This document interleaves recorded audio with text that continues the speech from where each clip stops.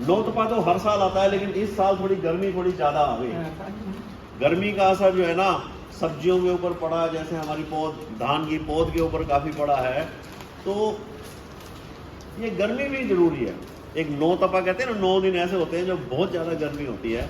तो नौतपा के ऊपर किसी एक भाटिया हैं, उन्होंने लिखा है, जरा ध्यान देना, 2 मूसा 2 कातरा 2 तीड़ी 2 ताव, 2 की बादी जल हरे 2 विश्वर 2 दाव।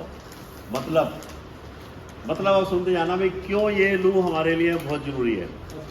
नौतपा के पहले 2 दिन जो लू चलती है तो चूहे मरते हैं, अगले 2 दिन लू चलती है तो फसल के कीट मरते हैं। फसल के कीट मरते हैं चौधरी साहब, अगर 2 दिन ज़्यादा लू चलेगी तो फसल के कीट मरेंगे। फसल के कीट मरेंगे तो इसका मतलब अब की बारी कीटों का प्रकोप कम होना चाहिए, क्योंकि लू गर्मी बहुत ज़्यादा चल रही है।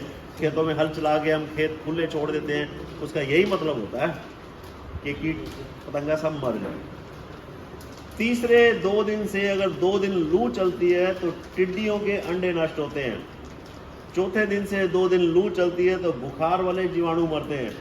तो गर्मी में आप गोलगप्पे चाट पकौड़ी खा लो, कोई दिक्कत नहीं होगी, बारिशों में थोड़ा कम खा लेना, ठीक है जी। तो बीमार वाले जीवाणु।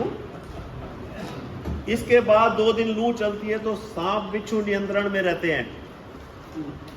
आखिरी 2 दिन लू चलती है तो आंधियां कम चलती हैं, फसलों को नुकसान कम होता है। तो लू जो है ना बहुत ज़रूरी है। ये गर्मी वाला सीज़न थोड़ा तकलीफ तो दे रहा है, लेकिन फ़ायदे में है।